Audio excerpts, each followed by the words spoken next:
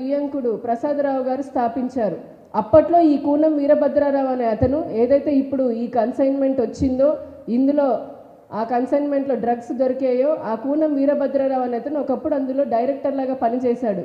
కానీ అతను చేసినటువంటి ఏదో అక్కడ అవకతవకల వల్ల అతన్ని 2005 నుంచే ఆ కంపెనీలోంచి బయటికి పంపించవేయడం జరిగింది. 2005 తర్వాత నుంచి నేటి వరకు ప్రసాదరావు గారు కానీ, పురంధరేశ్వరి గారి బంధువులకు కానీ, ఆ సంధ్య ఆక్వా ప్రైవేట్ లిమిటెడ్ అనే ఇప్పుడు నేరం ఏదైతే కన్సైన్మెంట్ వచ్చిందో ఆ కంపెనీకి ఎటువంటి సంబంధాలు వీరికి ఎవరికీ లేవు. ఇంకొక అలిగేషన్ వేస్తున్నారు, పురంధరేశ్వరి గారి కొడుకు కంపెనీ కూడా దీంతో సంబంధం ఉందని. అసలు వేటపాలెంలో ఉన్నటువంటి కంపెనీ పేరు వచ్చేసి ఆక్వాటికా ఫ్రోజన్ ప్రైవేట్ లిమిటెడ్. అది కూడా 2015లో పెట్టారు. దాంట్లో ఉన్నటువంటి డైరెక్టర్లు ప్రసాదరావు గారు, వారి ఇద్దరు అబ్బాయిలు అరుణ్ కుమార్ గారు, అలాగే ఆనంద్ గారు, దగ్గుబాటి పురంధరేశ్వరి గారు అబ్బాయి హితేష్ గారు. ఇది వీరి కార్యక్రమాలు అసలు ఆక్వాటికా ఫ్రోజన్ ప్రైవేట్ లిమిటెడ్ అని వేటపాలెం ద్వారా చేసుకుంటూ ఉంటే, ఇప్పుడు వైసీపీ నాయకులు ఎక్కడెక్కడో అసలు సంబంధమే లేనటువంటి వ్యక్తులకి, సంబంధం లేనటువంటి కంపెనీలను తీసుకొని వచ్చి ఏదైతే పిచ్చి పిచ్చి ప్రేలాపనలు చేసి ఏదో ఒక మసి పూసి మారేడుకాయ చేయాలి ప్రజల దృష్టిలో, లేదంటే పురంధరేశ్వరి గారి కుటుంబ పరువు తీయాలి ఈ ఎన్నికల సమయంలో అని చెప్పని కంకణం కట్టుకున్నట్టుగా వారు చేస్తున్నటువంటి ప్రయత్నాలు ఏవైతే ఉన్నారో ఈ రోజున ప్రజలను నమ్మే పరిస్థితి లేదు. అందరికీ తెలిసిందే, కొంతకాలం కిందటే ఎన్డీఏ కూటమిలోకి తెలుగుదేశం పార్టీ రావడం జరిగింది. అంతకుముందు జనసేన ముందు నుంచి ఉన్నది. ఇప్పుడు ఈ ఎన్డీఏ కూటమి ప్రజల మన్ననలు పొంది ఎక్కడ ప్రభుత్వాన్ని ఏర్పాటు చేస్తే ఇప్పటి వరకు ఉన్నటువంటి వైసీపీ భ్రష్టాచార నాయకులు ఎవరైతే ఉన్నారో, అంటే కరప్టెడ్ నాయకులైతే ఉన్నారో, ఆ భ్రష్టాచార నాయకుల పని అంతా కూడా ఈ ప్రభుత్వం పడుతుంది.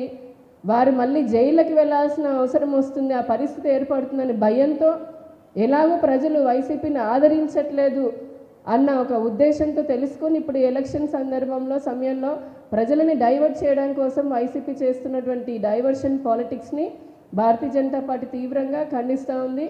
ఈ రాష్ట్రంలో ఒక న్యాయబద్ధమైన, ధర్మబద్ధమైన సంక్షేమాన్ని, అభివృద్ధిని అందించబోయేది, రాబోయే కాలంలో ప్రభుత్వాన్ని ఏర్పాటు చేయబోయేది కూడా ఎన్డీఏ ప్రభుత్వం అనేది ఇప్పటికే ప్రజలు విశ్వసిస్తూ ఉన్నారు.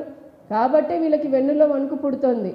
రకరకాల ప్రయత్నాలు చేస్తున్నారు వైసీపీ వాళ్ళు చేయని ప్రయత్నం అంటూ ఏమీ లేదు.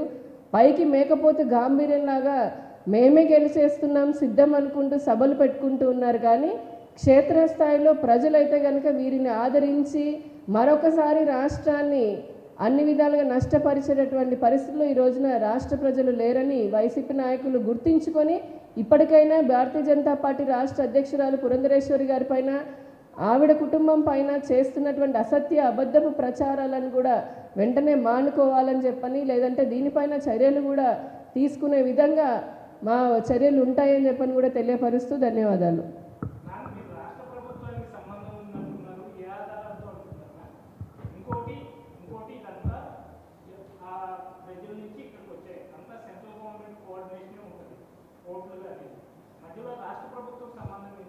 నేను రాష్ట్ర ప్రభుత్వానికి సంబంధం ఉన్నాను, రాష్ట్ర ప్రభుత్వం నిర్లక్ష్యం అంటున్నాను. ఎందుకంటే ఈరోజు మార్నింగ్ కూడా అల్లూరు సీతారామరాజు డిస్టిక్లో కూడా ఇంతకుముందు 255 కేజీల గంజాయిని పట్టుకోవడం జరిగింది. గడిచిన 5 సంవత్సరాలు మీరు చూస్తే మీరే రాశారు, 100 సార్లు మీడియానే రాసింది ఏ విధంగా గంజాయి ఈ రాష్ట్రంలో బాగా ఎక్కువగా వస్తుంది, దానివల్ల ఏ విధంగా ప్రజలు ఇబ్బంది పడుతున్నారు అనేది.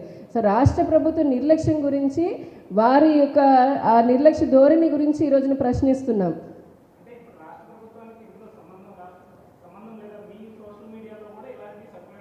రాష్ట్ర ప్రభుత్వానికి సంబంధం ఉందో లేదో అనేది సిబిఐ నిర్ధారిస్తుంది. సిబిఐ ఆల్రెడీ దీనిపైన కేసుని రిజిస్టర్ చేసింది, వాళ్ళు దర్యాప్తు చేస్తారు. మేము ఇక్కడ ప్రశ్నిస్తోంది, ఇంతకుముందు కూడా జరిగిన ఎన్నో 10 సంఖ్యలో ఇలాంటి సంఘటనలు జరిగాయి. ఇప్పుడు కూడా ఇంత పెద్ద ఎత్తున విశాఖ పోర్టుకి రావడం జరుగుతుంది. అంటే ఆంధ్రప్రదేశ్ డ్రగ్స్కి, మాఫియాకి, డ్రగ్ మాఫియాకి, మద్యానికి కేర్ ఆఫ్ అడ్రస్ లాగా మారింది.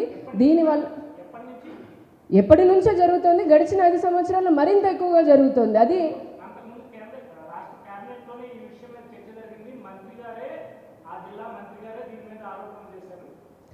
అదే చెప్తున్నాం కదా, దీనిపైన జరుగుతున్నప్పటికీ రాష్ట్రంలో